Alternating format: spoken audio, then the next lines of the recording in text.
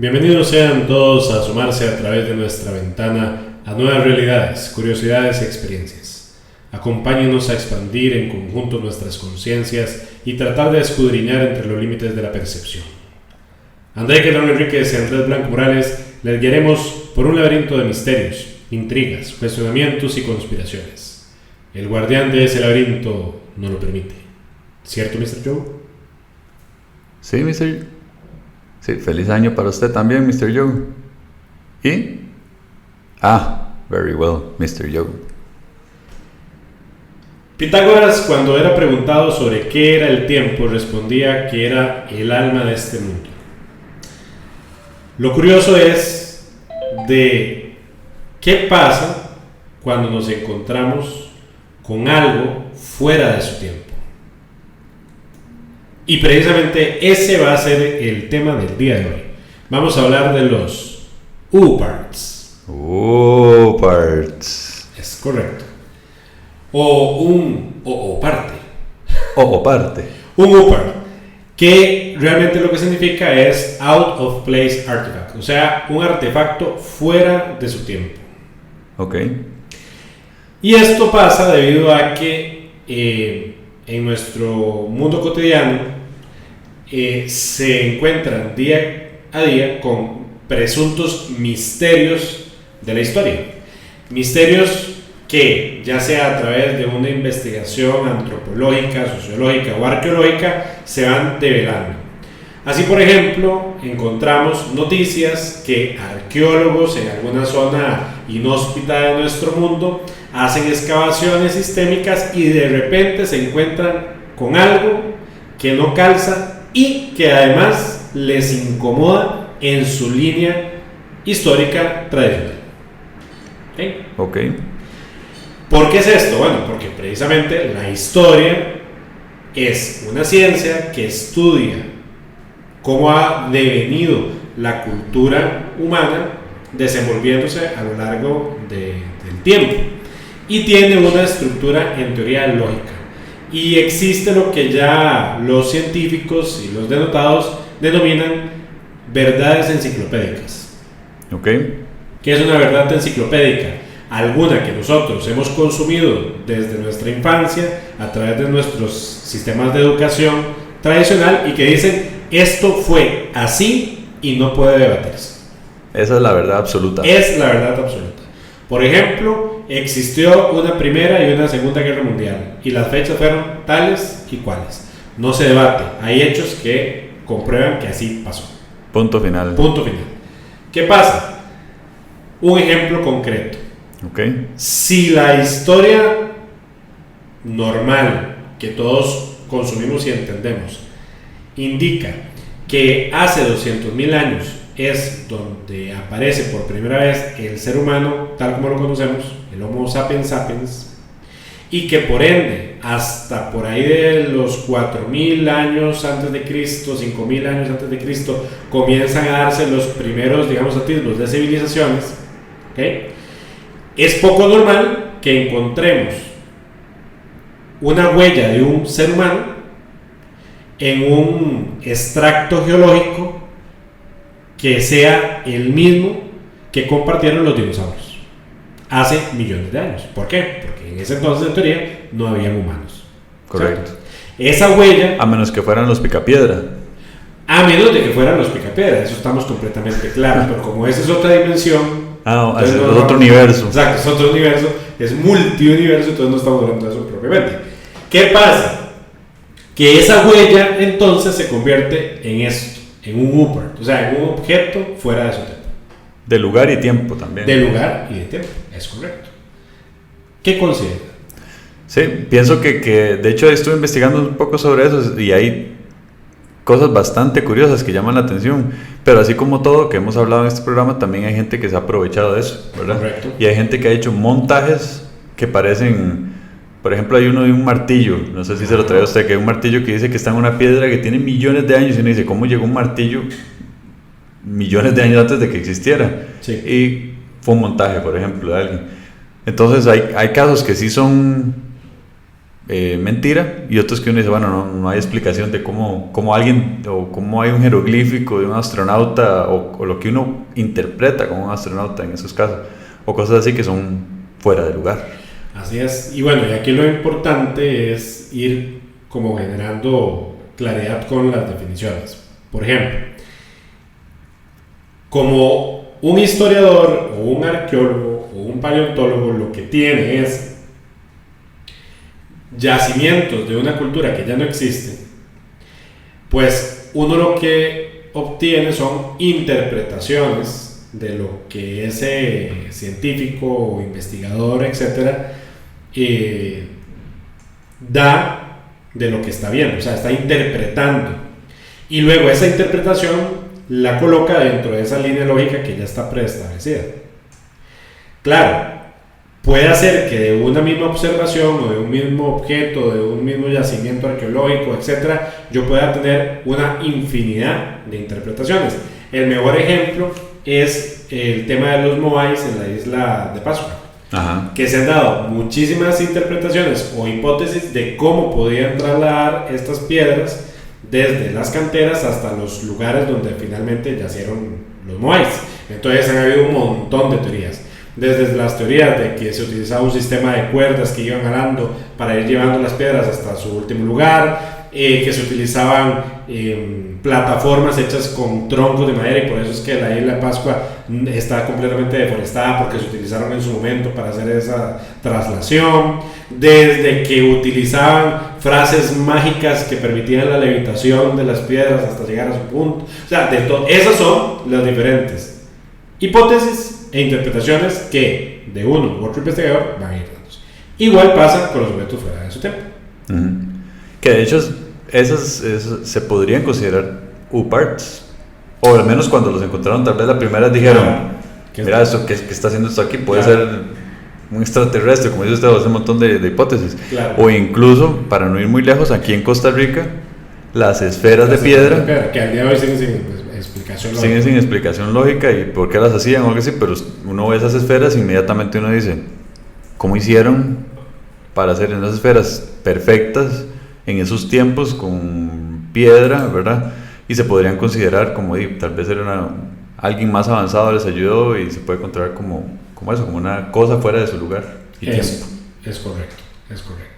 Bueno, precisamente lo que busca este programa es ir dando indicios de cuáles de estas historias que abundan en internet y que hay una infinidad de literatura, pues se acercan más a esos hechos realmente misteriosos y que a hoy todavía persisten dudas científicas sobre ellos, y cuáles otros más bien ya al día de hoy se han clarificado que son lo que se denominan bulos, que son mentiras repetidas en el tiempo y sostenidas a través de todo un esquema que crea al final una historia que se convierte en una historia semi-creíble, pero que ha sido repetida tantas veces por una infinidad de gente que al final termina siendo una verdad a medias, ¿no?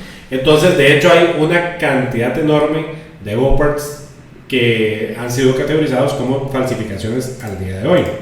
De hecho, hoy no nos vamos a centrar tanto en esas falsificaciones, sino más bien en aquellos que todavía a hoy persisten, digamos, velos de duda en relación. Por ejemplo, existe un huevo de avestruz conservado en un museo de Egipto que se llama el huevo de Nubia. ¿De quién? De Nubia. No la conozco. Una señora muy famosa en ese entonces. Ah, y ponía huevos. Sí, no necesariamente, pero ¿cuál es el tema?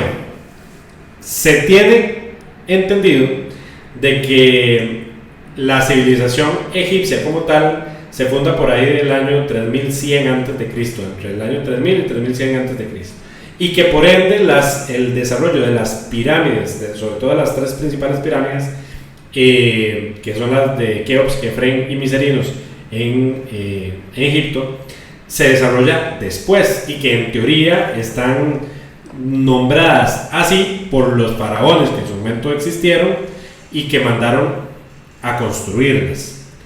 Lo que pasa es que se encuentra un huevo como reliquia de avestruz conservado.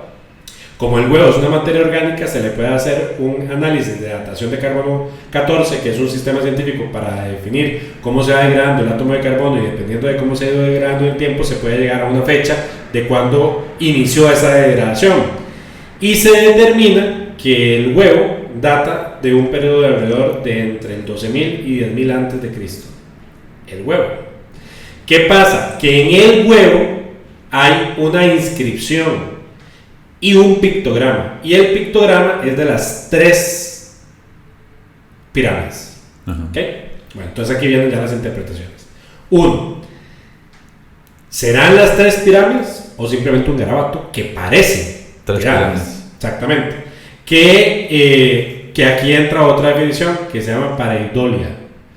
La pareidolia es como decir, me apareció la cara de Cristo en una tostada. Ajá, sí, interpretación. Entonces, yo lo veo como una cara de Cristo. Que sea la cara de Cristo es otra cosa, ¿ya? La nube, yo creo que es un camello. Bueno, se ve como un camello. Entonces, son efectos ópticos. Camello usted que la vio. Exactamente.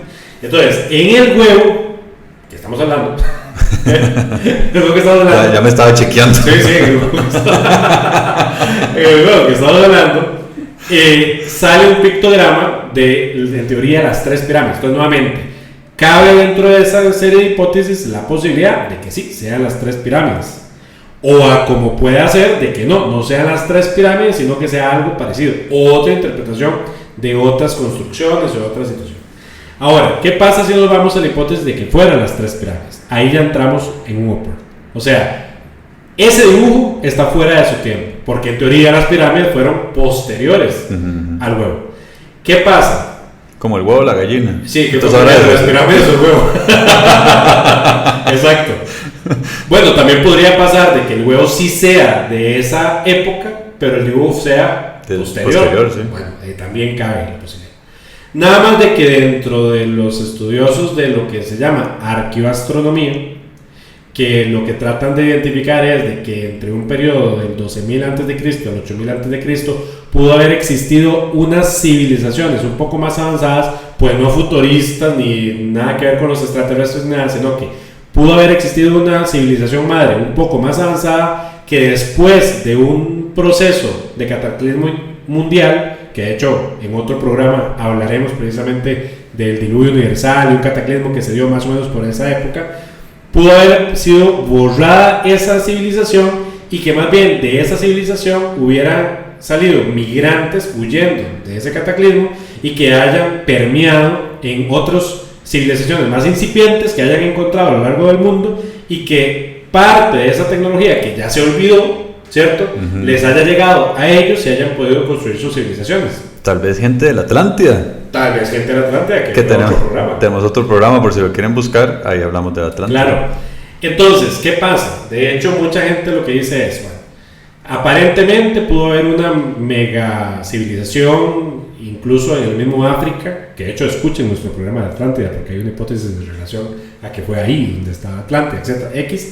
Y que haya una migración, huyendo obviamente de ese cataclismo, y que hayan encontrado de clanes tribales incipientes, nómadas, y de repente se asientan y comienzan a transferir tal vez parte de su conocimiento. Vamos a ver, tengamos claro, estamos hablando de un periodo entre el 12.000 y 8.000 a.C., o sea, miles de años. ¿Cuánto tiene nuestra civilización actual? O sea, nosotros del 2019 a 2005 ni siquiera existía Facebook. Imagínate.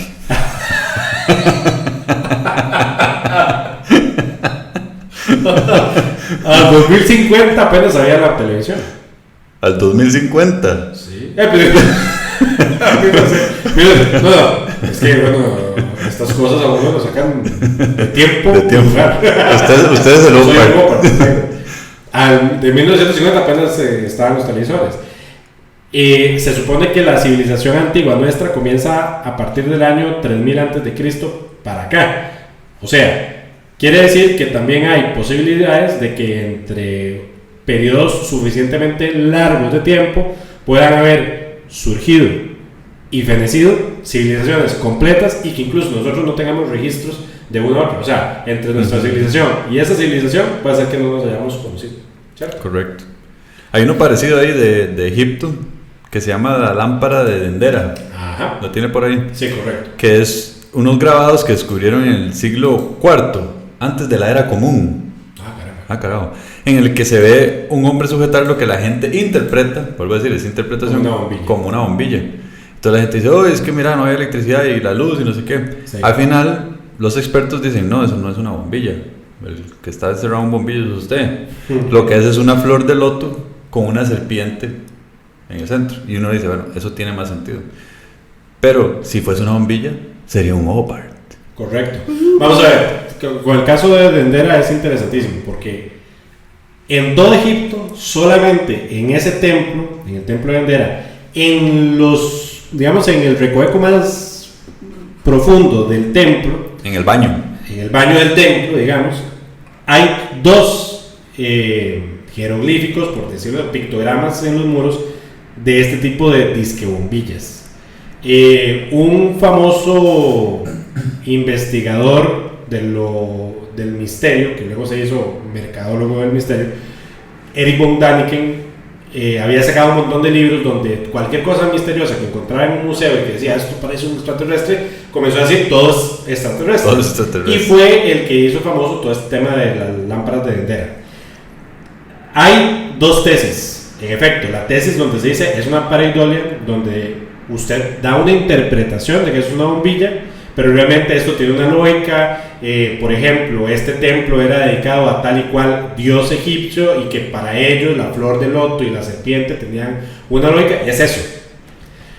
Pero ya otros investigadores dicen, lo raro es de que hay una cantidad enorme más de templos dedicados a esos dioses y en ninguno otro se repite exactamente igual. Bueno, ¿por qué salieron también el tema de la electricidad? Porque siempre ha sido una incógnita de cómo los templos faraónicos se iluminaban o llegaba la luz natural en teoría hasta los recovecos más largos. Ya hoy se sabe de que se utilizaban ciertos mecanismos con espejos que iban refractando la luz y iban pegando hasta que llegaba hasta lo más recóndito, o con lámparas, etc. Bueno, eso es lo que se tiene del templo de Dendera. A hoy, ese Hopper en específico está más del lado de no es nada fuera de lo normal, es una mala interpretación. ¿Qué otro tema tenés? No, hay uno parecido también en Egipto, un jeroglífico donde parece que hay helicópteros. Sí, correcto. ¿Sabe cuál es el helicóptero de Abidos? Sí. Abidos. Abidos. Sí, de hecho hay en la misma cornisa, eso es una cornisa, digamos. Hay un helicóptero, lo que dice que es un submarino y un avión. Sí, parece el submarino amarillo de los Beatles. Es como, sí, de hecho decían que los Beatles eran un Hopper. Entonces, ¿qué pasa? Ahí dieron otra explicación más lógica. La explicación es de que es un jeroglífico sobrepuesto, o sea, que muy probablemente pasó de un faraón a otro faraón y dijeron, bueno, utilicen la misma cornisa, pero ahora escriban encima otra carajada, y como eso era piedra sobre piedra, pues entonces la maldición de cómo quedó, exacto, se ve. Claro, uno lo interpreta ahorita. Volvemos al tema de un futuro extraterrestre, de un pasado extraterrestre. Créanme que si había un extraterrestre en la época egipcia, no andaba en helicóptero. Bueno, ¿cómo sabe? ¿Cómo sabe, Andrés? Bueno, no lo sé, pero lo interpreto. Porque en teoría decían el lobo al aire. O sea, debo entender, o sea, eso es una tecnología que en teoría a hoy es más bien vieja. Entonces, no tiene como mucha lógica. Pero bueno, hay interpretaciones absolutamente para todo. Hay un Hopper muy interesante, que este sí está dentro de la categoría de los que es muy probable que quién sabe. Okay. Que es eso mismo, nada más que todo lo contrario. Ok. Ya, quedó claro. Terminó el programa. Exactamente. Que se llama el lente de Nimrud. ¿El ente o el lente? El lente okay. de Nimrud. Y básicamente es una pieza de cristal de roca de 3000 años de antigüedad que fue tallada, se supone que por el Imperio Asirio. Y su diámetro es de 38 milímetros y su espesor alcanza alrededor de los 6 milímetros y actualmente está en el Museo Británico y se puede ver. ¿Qué pasa? Que aparentemente este lente se descubre en el año 1850 por el arqueólogo Austen Henry Layard, precisamente en la ciudad de Nimrud. Y lo que después de hacer un análisis del lente, porque es un lente pequeñito de vidrio, etcétera, es que tiene tecnología óptica dentro del lente. O sea, no es un lente tradicional, como decir, yo agarro la arena del desierto, ponerle fuego y simplemente me salió vidrio. Sí, no era un vidrio. No era un vidrio, sino que venía a convertirse casi que en una lente de aumento que a hoy los científicos, comparando, digamos, la capacidad del aumento o la estructura óptica del lente, serviría más para un telescopio. ¿Qué es lo curioso? Que es que el telescopio fue creado hasta después, y Galileo fue el que descubre y observa, digamos, estos análisis ópticos para poder hacer la estructuración de lo que hoy conocemos nosotros normalmente como un telescopio. Hay un investigador italiano que se llama Giovanni Patinato, que es el que dice que este lente perfectamente podría ser utilizado con fines astronómicos como un telescopio. Hay otros que dicen que no, que más bien podría ser simplemente un lente de aumento, como una lupa, que se podría haber utilizado incluso para poder grabar tablillas de arcilla que se han descubierto con, digamos, escritura cuneiforme muy pequeñita. Entonces dicen, muy pequeñito, deberían tener algo de aumento, una supervista, lo que sea. No vamos a saber, ¿cierto? Nunca lo sabremos. A menos de que venga alguien y nos diga, no, X. Entonces, ese a hoy, debido a que sí hay una comprobación científica de que sí hay una tecnología fuera del tiempo, porque en teoría estos asirios no tenían conocimientos de óptica. Más bien eso puede ser lo que introduce que sí lo tenían. Claro, puede ser que sea el descubrimiento de el primer vestigio de que lo tuvieron, pues. Exacto, sí.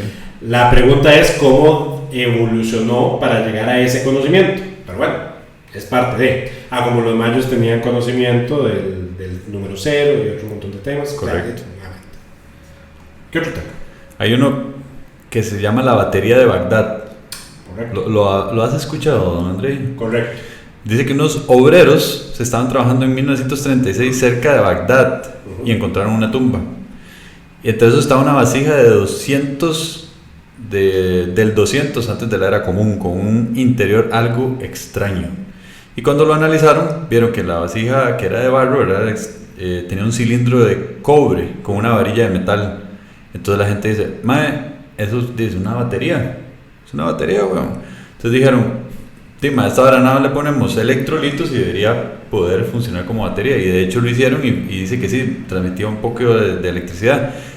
El problema es que cuando lo abrieron y hicieron análisis no encontraron ni siquiera un indicio pequeño de electrolitos. Entonces dijeron, no, es casualidad, pura casualidad que usaran cobre en una varilla de metal, pero lo que usaban era para enrollar pergaminos adentro. Y eso era todo. Sí, esa es una de las teorías. Ajá, es una teoría. Porque luego ya vinieron otros investigadores y dijeron, no, mira, resulta ser de que si yo solamente pongo agua normal, o incluso vino, de uva fermentada, puede hacerse un efecto de electrólisis y el químico del cobre con la varilla de metal comienza a descomponerse, y en esa descomposición se genera electricidad. Entonces, de hecho, más bien, ojo lo curioso, lo que llegan a probar es que si yo metía, hacía ese proceso y se generaba la electrólisis, que muy probablemente ellos no sabían que era electrólisis, solamente que supieron que haciendo esas combinaciones funcionaba.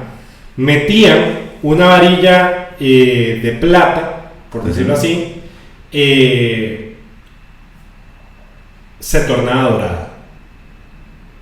Nuevamente, por la descomposición del cobre y todo. Entonces la varilla de plata hacía reacción también con las partículas de cobre y todo el proceso eléctrico que se está dando dentro de la vasija y se volvía dorada. Entonces decían, ¿qué pasa si esto sí realmente producía electricidad? O sea, ¿qué quiere decir? Que hay una opción de que en esa época, en el área mesopotámica, se hayan descubierto aplicaciones de la electricidad sin saber que era electricidad. No era que conectaban el celular a eso. Exactamente, no, obviamente. Ya habían descubierto el celular. Pero no es lo que Pero acaban no de decir. Exacto.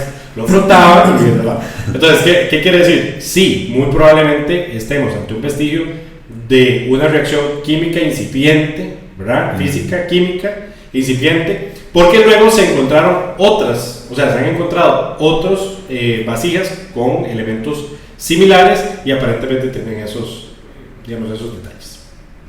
Interesante. Bueno, aparte de eso, también hay otro ópera interesante que se llama el Pilar de Hierro de Delhi. ¿El Pilar Cisne? ¿Cómo es? No, el Pilar Cisne no. Pilar de Hierro. Ah, el Pilar de Hierro de Delhi en la India se encuentra en el complejo de Kut, sitio declarado Patrimonio de la Humanidad. Lo interesante es que posee una altura de 7.21 metros, de los cuales 93 centímetros se encuentran actualmente enterrados bajo el nivel de la tierra. El diámetro de la base es de 41 centímetros y presenta un gradual estrechamiento hasta la parte superior. O sea, es un pilar como de chimenea que se va achicando hacia el cielo. Se supone que tiene una datación de 1600 años de antigüedad. Y lo curioso es que ha permanecido a la intemperie durante todo ese tiempo y no registra elemento de oxidación. Entonces, nuevamente, volvemos al tema. ¿Por qué se convierte en un ópera? Porque lo que dicen es que al tener 1600 años de antigüedad, el conocimiento de metalurgia no estaba tan desarrollado como para hacer acero inoxidable, por decirlo así. Y al no existir ese conocimiento previo, entonces, obviamente lo que sorprende es el conocimiento de los que hayan erigido ese pilar, de ese metal que no se oxide hasta el día de hoy. ¿Qué otro ópera podemos traer? Está uno que dicen que es muy famoso. Dígame usted, porque yo no conozco mucho al respecto, ¿verdad? Pero detálleme sobre la máquina de anticitera. Ah, sí. Dicen que es una de las más famosas, porque de verdad no han podido explicarlo en absoluto. Entonces, ¿qué es esta máquina de anticitera? Dice que el Museo Arqueológico Nacional de Atenas se encuentra una pieza que fue rescatada del fondo del mar Egeo alrededor del año 1900 en una galera que está fechada del año 80 antes del área común. El objeto pasó desapercibido hasta que llegó un arqueólogo que se llama Derek de Sola Price y lo vio y se dio cuenta que era un bloque que tenía un montón de engranajes con ruedas de bronce y que tenía un objetivo arqueológico. Astronómico. Astronómico. Y con eso, que es un almanaque cósmico, cientos de años antes de que Galileo hiciera esos descubrimientos. Es correcto. Entonces dicen, sí, de hecho, el objeto existe y de hecho recientemente creo que fue o a finales del año pasado o como a mediados del año pasado que encontraron otros pedazos del mecanismo. Se llama el mecanismo de anticitera y de hecho hicieron una recreación hasta incluso en Lego y luego hicieron otra recreación por dibujo, digamos, computacional de cómo podría haber sido la configuración original basado en lo que se obtuvo.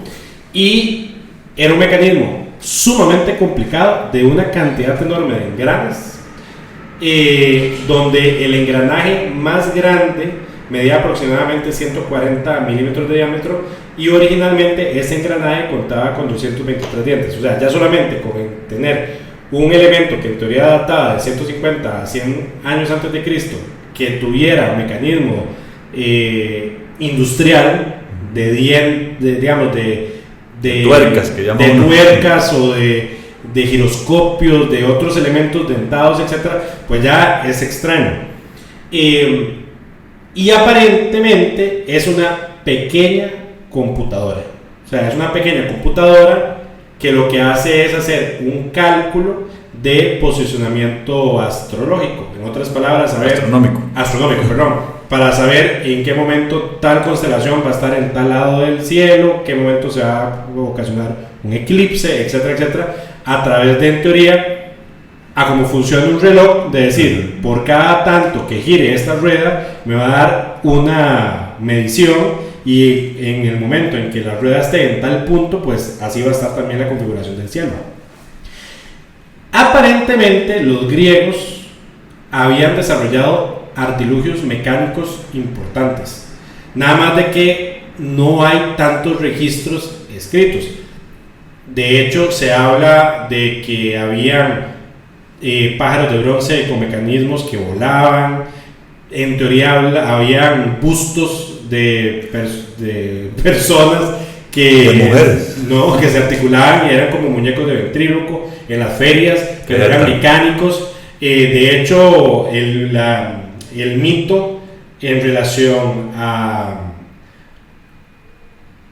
que si yo podía volar o no se basa en que incluso el mismo Pitágoras había desarrollado ciertos artilugios mecánicos, pero nuevamente, eso, si usted se pone a pensarlo bien, no es de que sea sumamente extraño, es digamos, de aplaudir. Entonces, como decir, wow, que en esa época ya estos señores, que por sí fueron los padres de filosofía y de ciencia y todo, ya hicieran como este tipo de avances, pues increíble.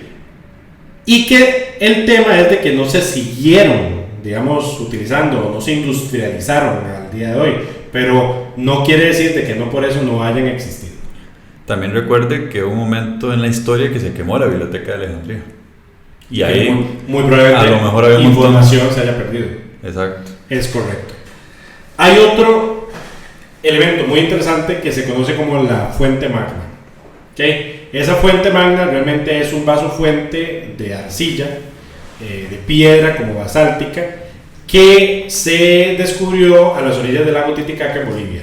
¿Okay? Por un agricultor, estaba ahí haciendo sus labores y encuentra esa vasija que es como un plato cóncavo grande. Y lo curioso, y por qué es considerado un objeto fuera de su tiempo, es que primero que nada fue descubierto en el lago Titicaca, que está a una altura bastante considerable en Bolivia, en Sudamérica. Pero lo más curioso es que el interior del cuenco está grabado con caracteres cuneiformes sumerios, proto-sumerios y semitas mesopotámicos. O sea, hay 3 dialectos escritos con escritura que ya ha sido comprobada que definitivamente sí es mesopotámica en 3 diferentes tiempos. ¿Cómo llegó la vasija hasta allí? Porque tras de eso estuvo, digamos, no es que estaba como que un turista llegó y la dejó, sino que estaba enterrada en un extracto geológico X. Bueno, ¿cómo llegó hasta ahí? Es la cuestión. ¿En dónde se convierte en un elemento de OPAR? Hay una vertiente de investigadores del misterio que, como dicen, que es comprobable que los vikingos llegaron a América antes de Cristóbal Colón. Bueno, que de hecho ya a hoy todo el mundo llegó antes de Cristóbal Colón, prácticamente los chinos, todo el mundo llegó, más bien fueron los últimos que llegaron. Aparentemente hay una posibilidad remota en ciertos hallazgos en toda Sudamérica, Brasil, Perú, etc., de que sumerios, susmerios, exactamente, o sea, alguien del pueblo mesopotámico, por ahí de entre el año 2100 antes de Cristo y tal vez el año 1000 después de Cristo, hayan podido viajar a América. ¿Cómo? Ese es el tema, ¿verdad? No se sabe. Pero no quiere decir que sea sumamente extraño. Vamos a ver, si tanto los egipcios, los sumerios, etc., eran navegantes, podían construir barcos, etc., pudo haber existido alguno de esos chavalos locos que literalmente se ha montado en el barco y ha llegado hasta acá. Sí. ¿Cierto? Se lo hizo esta Greta. Sí. Exacto, se lo hizo esta Greta. Bueno, por ahí vamos. ¿Qué más? Una polémica, la sábana santa de Turín, que dicen que es la que envolvió el cuerpo de Jesucristo en sus últimos días antes de resucitar.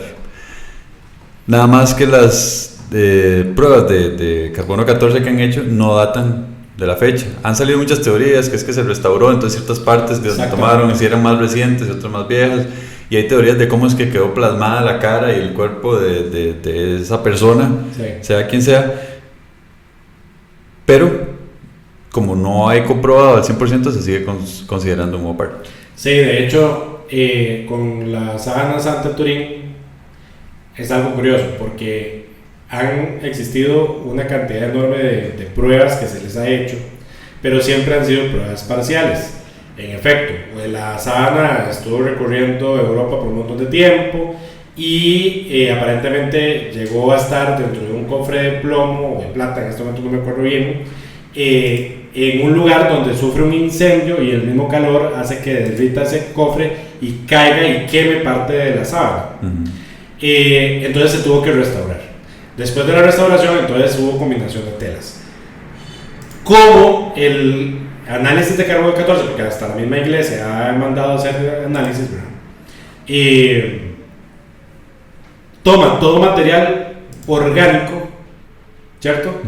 Resulta que algunas muestras han sido, en efecto, han existido varios de los experimentos que se han hecho sobre la santa que ya se ha dicho que fueron malas tomas, por decirlo así, o sea, mal tomada para hacer el experimento. Pero otros donde dice que más bien esa misma sábana ha estado expuesta desde centenares de años a polvo, polen y otro montón de material orgánico que se ha ido acumulando en la tela. Entonces, que el análisis de carbono 14, por eso es que siempre da una fecha diferente. Hay un único análisis de carbono 14 que dictaminó que la fecha sí, que la sábana sí era del siglo I después de Cristo. No precisó la fecha, pero sí del siglo I después de Cristo. Hay otra vertiente que lo que dice que es la falsificación mejor hecha de la historia, porque aparentemente la forma en que se impregna la figura es como si fuera un negativo de una fotografía. Correcto, sí. Entonces, hay un investigador del misterio bastante reconocido en España que se llama Javier Sierra, que recientemente acaba de sacar un libro que lo que habla es que, y bueno, ya de por sí ya se había mencionado antes, pero esta vez con datos todavía más certeros que apuntan que el posible falsificador de la sábana no fue ni más ni menos que Da Vinci. Leonardo da Vinci. Y que pudo haber sido uno de los mega engaños que el propio Da Vinci haya hecho en relación a las técnicas científicas de fotografía y otro montón de elementos que él pudo haber estado experimentando. Hasta ahí se llega la información. Otro tema, bueno, ahora usted hablaba del famoso martillo. Ajá, sí, sí. Bueno, ¿qué pasa? Hay un montón de óperas que se han encontrado y que hoy se ha desmitificado que son reales, que se encuentran en ciertos extractos geológicos o minerales específicos. Por ejemplo, qué sé yo, estoy picando una montaña porque estoy sacando algún tipo de mineral específico. Por ejemplo, hay un tipo de formación mineral que se llaman geodas, que digamos yo la parto y son como círculos concéntricos y muy bonitos de colores. Entonces, si yo trato de buscar esos geodas, están en un extracto específico mineral, bla bla bla. Resulta ser que llega un fulano y encuentra, rompe la piedra, comienza con una sierra y de repente ve que se traba la carajada y dice, ¿de qué es esto? Hay algo más duro ahí. Abre y resulta ser que coge la roca incrustada en una roca que en teoría está en un extracto antiquísimo. Hay como un cilindro tornado, por decirlo así, de cerámica, y el mismo cilindro de cerámica adentro tiene un cilindro metálico. Pucha, ¿qué es esto? Un Hopper. Pues eso no tiene ningún sentido. Le hacen como un tipo de radiografía, no sé el término científico real cómo se llama, para ver cómo está por dentro de la composición, y se ve que es una pieza que está completamente incrustada y fusionada. Pero sacan al aire las imágenes. Hubieron como 20 años que se dijo, eso es un Hopper definitivamente, o sea, es extrañísimo, definitivamente, bla bla bla. Y sale un mae y dice, mira, no, pero eso es una bujía. Es una bujía de un carro además es de esta marca. ¿Ya? Entonces sacan y la comparan. Y sí, era una bujía. ¿Qué era? Resulta ser de que en esa misma zona pues hubo una mina X y probablemente había un carro, alguien le estaba cambiando X, hubo una detonación de algo, el punto es que la bujía sale volando, queda incrustada, y en el tiempo los componentes minerales de las rocas versus los componentes de la bujía se amalgamaron. Y así hay un montón de uppers que no son uppers. De hecho, el martillo aparentemente es eso mismo. O sea, sí, muy probablemente, ni siquiera es un martillo, es como un clavo de metal. De hecho, eso se llama, ya te voy a decir, mientras tanto, música de... Bueno, este famoso martillo, que como digo, no es un martillo, sino que es un clavo metálico, le pasa exactamente lo mismo. Uno llega, encuentra un yacimiento mineral o un extracto geológico específico y me encuentro que hay una incrustación de algo metálico que no debería de estar ahí. Cuando ya luego hago un análisis es que muy probablemente la pieza era de algún minero o lo que sea, quedó por ahí o X y luego se fue fusionando. ¿Qué más tienes que contar? No, yo creo que es que hay muchísimos ejemplos, pero la mayoría son casos así, bueno... Se llama el artefacto de Kingodie, que también se llama el martillo de Kingodie, y tal como decía, es un objeto que tiene las características de un clavo de hierro y se halló en 1844 dentro de un bloque de arenisca en la cantera de Kingodie en Escocia, pero realmente era esa incrustación en el medio. Ya, sí. Sí, lo que decía es que hay demasiados uppers que la gente cree que son uppers y al final es eso. O sí. Primero, gente estafando, porque esos hay muchos, casos como los que acaba de decir, o unos que de verdad todavía siguen siendo un misterio. O sea, que nos podríamos quedar dando ejemplos horas de horas. Sí, ya para terminar, para otro programa sería interesante hablar de lo que es la arqueología misteriosa. Vamos a ver, una cosa es el upper, o sea, literalmente un objeto que yo me encuentro y que está fuera de lugar. Pero otro tema es cuando yo ya, ahora sí, en una ruina arqueológica, esa ruina arqueológica tiene algún componente que no tiene una lógica concreta, ahora sí, histórica. Por ejemplo, que yo en una ruina en Bolivia, a kilómetros, digamos, del mar, yo encuentre perforaciones láser o perforaciones de taladro de diamante. ¿Por qué? Porque estamos claros que se podrían hacer las construcciones que usted quiera, pero no con taladro y diamante, ¿ya? Entonces, ahí ya hay algo que no calza. Entonces, ese tipo de... el movimiento de masas de tonelaje que hoy ni siquiera... por ejemplo, si yo tengo la explicación de que a través de un sistema de cuerdas o a través de poleas, yo pueda mover cierto tipo de bloques, es 100% comprensible. Pero ¿qué pasa cuando esos bloques ya desfasan incluso las capacidades tecnológicas de hoy, digamos, de una grúa normal? Bueno, eso ni el científico ni el de misterio tiene la respuesta. Entonces, ese tipo de casos también lo podemos traer. Está interesante. Lo dejamos picandito. Para despedir el programa, nuestras 3 máximas. Primero, no hay que creer ni dejar de creer. Segundo, a como es arriba, es abajo. Y tercero, siempre debemos estar alertas, ya que lo increíble puede sorprendernos en cualquier momento. ¿Cierto, Mr. Joe? Very well, Mr. Joe.